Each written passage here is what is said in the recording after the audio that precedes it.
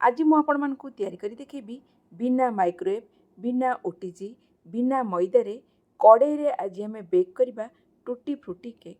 देखंतु पाखरु केक रो टेक्सचर देखंतु आपण केबे भी भाबी पार नथिबे ए केक को मु कड़ाई रे बेक करिछि। समस्ते करि परिबे। देखंतु पाखरु देखुछि केते सॉफ्ट हेछि। आपण मार्केट रे बुली आसंतु एमती केक केबे भी पाइबेनी कारण सबो केक आजिकली मैदा रे होछि। आपण जदि बिना मैदा रे एते बढ़िया सॉफ्ट केक से पुणी कड़ाई रे बेक करिवे तेबे घरे करिकी काहेकि खाइबेनी। निजे करिकी खांतु पिलामानकु दियंतु लंच बॉक्स रे करिकी रखि दियंतु 5 ରୁ 7 दिन तक रहइबो खराब हबनी। करिकी फ्रिज रे रखि देबे खाइबा आगरु बाहर कर देबे। देखंतु केते सॉफ्ट हेछि। काटिकी भी देखै देबी पाखरु आपण केक रो टेक्सचर देखले जानि परिबे केकटा केते बढ़िया भाबरे बेक हेछि। मु सस्मिता आपण मानकु स्वागत करूची मोर यूट्यूब चैनल सस्मिता महांती ओडिया रसोई रे। जदि वीडियोटी भल लागिबो प्लीज वीडियोटी को लाइक कर दियंतु। अन्य मानक सहित शेयर करिया को भूलिबे नै आ मो चैनल को सब्सक्राइब कर देबे। तेबे चलंतु वीडियो स्टार्ट करिबा। केक तैयारी करिया पई मु एठी नेछि गोटे गिना सुजी माने गोटे कप सुजी नेछि। ग्राम रे एटा अछि 160 ग्राम। जदि एमती मेजरिंग कप नथिबो एमती गिनार सेट करि नेबे। ए गिनारे सबो मेजरमेंट करिवे। जे कोनसे गिना गोटे सेट कर नियंतु। एथिरे मु सुजी नेबी गोटे कप आ सेइथिरे क्षीरर भी मेजरमेंट करिवे चीनीर भी मेजरमेंट करिवे। देखंतु सेथिरे पकै देली गोटे कप क्षीर ता माने जेतिकी सुजी सेतिकी क्षीर। क्षीरटाकू सुजी रे गोळेई दबा आ ताकू रेस्ट पय रखि दबा 10 मिनिट। देखंतु केते पानी पानी लागुची। 10 मिनिट रखिला परे सुजीटा पूरा ड्राई हि जिवो आ फुली जिवो। एना कभर करके रखि दउची। जदि आपण पाखरे मेजरिंग कप नथबो गिना गोटे सेट करके से गिना रे सबो मेजरमेंट आपण माने करि परिबे। ग्राम रे सुजी मु नेछि 160 ग्राम रो सुजी। एटा को कभर करके रखि देली 10 मिनिट पय। केक रो टिन को रेडी करनबा मु गोटे बटर पेपर लगे देछि। बटर पेपर नथिले कोनस व्हाइट पेपर रे तेल टिके लगे परिबे किंबा तेल लगे दियंतु केक रो टिन ने आ सेते टिके अट्टा को डस्टिंग कर दियंतु चारियाडे। केकटा इजिली भारी आसीबो। कड़ाई रे बेक करूची तेणु कड़ाई को आगुरु प्रीहीट करिया पे रखि देली। गोटे स्टैंड भितर रखि देछि कवर करके कड़ाईटा को गरम होबा पई आगुरु रखि देबा। केक तैयारी कला पूर्वरु हमें कड़ाईटा को गरम होबा को रखि देबा। एठी नेछि आधा कप चीनी। ग्राम रे चीनी पाखापाखि 110 ग्राम रो चीनी हबो। चीनीटा को देखंतु मु ग्राइंड करके तार पाउडर करनेली। देखंतु ता भितरे सुजी आ जो क्षीरटा को रखिथिली मिक्स करके सेटा देखंतु बढ़िया भाबरे फुली जाइछि। एना गोटे ग्राइंडर नै गली सेथिरे सब जिंस को पकै नबा। सुजीटा को पकै देली आ चीनीटा को भी पकै देली। 2 ରୁ 3 चामच मु पानी दिछि। बेसी पानी देबेनी नले पानी ऐड करिवेनी पछरे ऐड करिवे। भल भाबरे ब्लेंड कला परे गोटे जागा को मु काढी नउछि। एथिरे ऐड कर देली 4 चामच मिल्क पाउडर। कोनोसी भी ब्रांड रो मिल्क पाउडर आपण यूज करि परिबे। मिल्क पाउडर ऐड कले केक रो टेस्ट बहुत बढ़िया लागिबो। एथिरे पकै देली 1/4 कप कस्टर्ड पाउडर। चामच रे 4 बड़ चामच। वेनिला एसेंस पकै दउची 2 ରୁ 3 ड्रॉप पकै दबा। नथिले आपण चाहिले गुजराती गुंड भी ऐड करि परिबे। एमती व्हिस्कर रे भल भाबरे फेंटी दियंतु जा फल रे केक रे जंती मुंडा मुंडा न रहिबो। बढ़िया भाबरे फेंटी नेली देखंतु।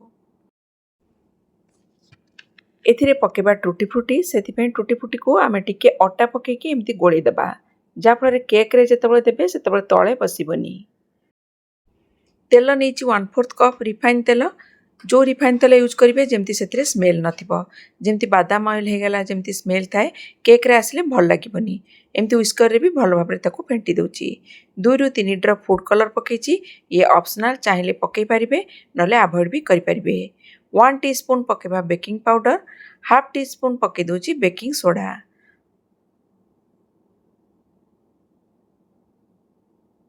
आ टूटी फ्रूटी को जो गोळे के रखिथिले अटारे ताको भी पके नेली। सब जिंस को भल भाबरे गोळे दबा। भल भाबरे मिक्स कला परे एथिरे पके दउची 1 टीस्पून विनेगार। विनेगार पकेला फଳରେ केकटा बहुत स्पंजी हबो। जदि विनेगार नथिबो चाहिले लेंबुर रस टिके पकेई पारिबे 1 चामच। भल भाबरे देखंतु फेंटी देला परे देखंतु बटरटा पूरा एकदम हल्का हे जाइछि। विनेगार जो लास्ट को मु ऐड कली से केकटा को एकदम सॉफ्ट करबा और स्पंजी करबा। भल भाबरे देखंतु फेंटी देला परे आपको केक्र टिन को ट्रांसफर करवा। आपण मैंने समस्ते केक ट्राए करूँ। जदि कौन भी प्रोब्लेम आसो मत कमेंट सेक्शन में पचारे मु तार रिप्लाई निश्चिंत भाव में आपको देवी। देखो केक्र टिन को मु ट्रांसफर कर दूची बटर को अधा पर्यंत दबा, पूरा फुल करके दबानी, अधा पर्यंत देली। आउ जोटा रहिला सेटा अलगा टिन ने मु बेक करने भी। एमती 2-4 थर टैप करदेबे जाफल जो एयर बबुल थी से बाहरी आसो, केकटा ऊपर फाटबनी। ऊपर टिके टूटी फ्रूटी ऐड कर दूची, देखा सुंदर लगे। एना ता भितर देखंतु कड़ेटा पूरा गरम हो जाइए। केक करने आगु कड़े को निश्चिंत भाव में गरम करेंगे। ता ऊपर केक्र टिन को रखीदेली आपको भल भाव में कवर करदे। गैस फ्लेम को लो करवा, 40 ରୁ 45 मिनिट्स तक आपको बेक करवा। लो फ्लेम रे मन रखिए, हाई फ्लेम तो करेंगे। लो फ्लेम रे 40 ରୁ 45 मिनिट्स।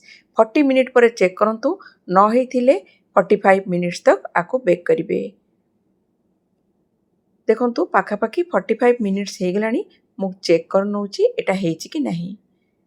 गोटे टूथपिक पुरेबी, जदि देखा क्लीन आसुथिबो जानिबे जे हो जाइए। एमती टूथपिक नथिले छुरी रे भी आपण चेक करि परिबे किंबा चामच रे भी चेक करि परिबे। क्लीन आसुथिबा दरकार, क्लीन आसिले जानिबे जे हो जाइए। एटा को काढ़ी देबा आ ठंडा हवा पई रखि देबा। बिल्कुल एना काढ़ीबेनी, पूरा ठंडा हवा को रखि देबे।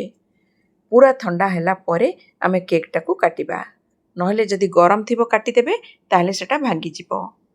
देखंतु केकटा केते बढ़िया भाबरे हेची। देखंतु कड़े रे एते बढ़िया केक आपण माने केबे भी भाबी नथिबे कड़े रे आपण माने एमती बेक करि परिबे। थरे समस्त बेक करंतु। जो माने चाहुचंती पिला मानकु बाहरु आनी खाइबा को दबा अपेक्षा घरे निजे जदि करि केमती देई परिबे हेल्दी केक, भाबंतु देह पई केते भलो, केते सॉफ्ट हेची। देखंतु काटिकी देखि दउची, एकदम बढ़िया भाबरे स्पंजी हेची। पाखरु देखिले आपण जानि परिबे केकर टेक्सचर देखंतु। मार्केट रे जांतु, मु ग्यारंटी दे कहूची एते भलो केक आपण पाइबेनी, काहेकि ना मैदार तो एकरे केक करूचंती, ता व्यतीत एते बढ़िया भाबरे सॉफ्ट और स्पंजी केक मिलिबनी। आ जदि घरे करिवे आपनको कम खर्च रे बढ़िया केक हेई परिबो, से पुनी कड़ाई रे। देखंतु पाखरु देखंतु केते सॉफ्ट हेची। घरे केक निजे करिकी खांतु, पिला मानकु हेल्दी केक खुआंतु, देह पई बहुत भलो। देखंतु भांगुची केते सॉफ्ट हेची। तेबे आजिर भिडियोटी आपण मानकु केमती लागिला? जदि भल लागिला तेबे भिडियो को निश्चिंत भाव में लाइक कर देबे, आउ कमेंट करिया को केबे भी भूलिबेनी। तेबे रहूची, पुणी देखा हबो गोटे नवा भिडियो रे।